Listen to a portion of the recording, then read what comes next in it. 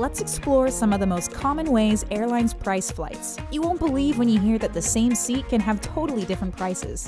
Give this video a thumbs up and hit that subscribe button to never miss another video again. Now don't forget to fasten your seatbelt because we're ready for takeoff.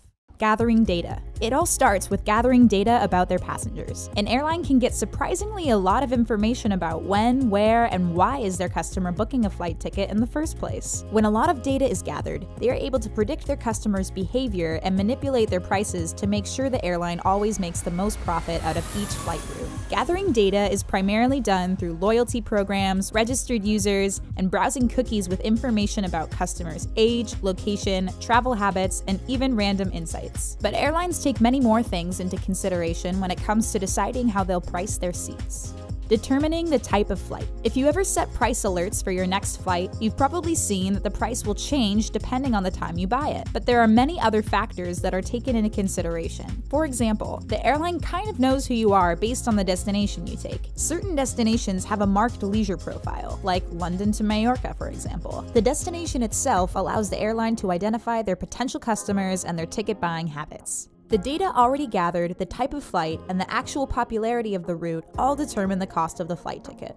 Leisure versus business. There are two primary types of travel customers out there. One is leisure and the other one is business. If most people schedule their holidays to Mallorca months in advance, the airline makes sure that the starting price is high. Then, the fares are adjusted according to the seats purchased. However, it's not the same for business flights. Business travelers always book last minute, and as a result, their prices are always soaring high. But if you book a trip from London to Frankfurt a few months in advance, you might be able to get an amazing deal while your fellow passengers next to you will have to purchase a ticket with a price twice as high. Important days of the week.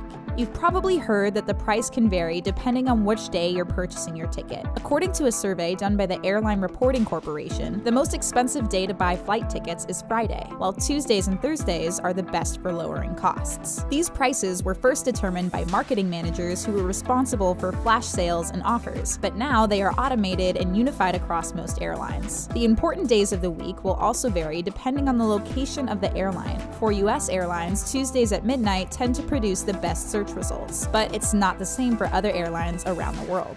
Other factors. But there are many more factors that determine the price of your plane seat. If a similar airline has cheaper seats for that same route, everyone else will have to adjust to make sure their planes still get fully booked. However, for destinations with very little competition, the prices are typically more expensive and hardly ever drop. Of course, the longer the flight, the more expensive your ticket will be. Your ticket can also become expensive if the fuel prices become higher, as the airline still has to make some kind of profit from flying you to your destination. Speaking of destinations, sometimes a connecting flight can turn out to be much cheaper than a non-stop destination without any layovers. Seat supply. So let's have a look at how the airlines price their seats. Your neighbor might have paid a completely different price to yours, even though you're on the same flight. And sometimes they can even charge completely different fares for the identical seat. This is known as yield management, a strategy that separates customers into two categories. The first is those that are willing to pay any amount for their ticket. As we explained before, people like business travelers and celebrities typically don't care about the price. But if the airline only relies on the first group, they might never be able to fill as much of the plane as possible. Here's when the seating prices start to change. The second group are travelers who are looking for a much cheaper option.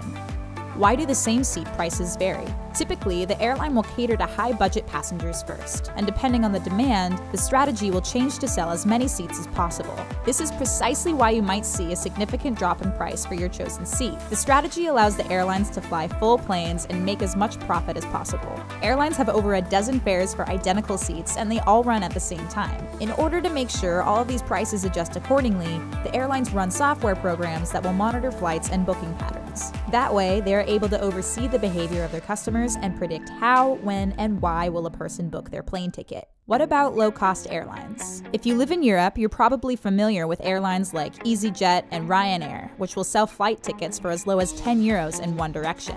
Often described as tickets that are cheaper than a taxi, these airlines work on a different, low-luxury strategy that allows them to only provide the basic necessities to their customers. From seats that don't recline to the lack of back pockets allows their crew to spend less time on maintenance and cleaning and therefore reduce total costs. This is extremely convenient for shorter flights and frequent economic routes. But that's not the only thing that helps low-cost airlines make profit, all while making their flight tickets completely affordable. Type of aircraft. Low-cost airlines are also known to buy their aircraft in bulk, which can often affect the price of the actual fares. They also buy specific types of airplanes and are therefore able to reduce their staff training costs to only those aircrafts. This helps them save money while also budgeting enough for the expensive fuel and other costs that come with being an airline. By reducing costs on practically everything, European airlines like EasyJet and Ryanair are able to offer competitive prices that can't be beat. And since empty seats cost money, low-cost airlines are able to fully book most of their flights without any problems. Automated process.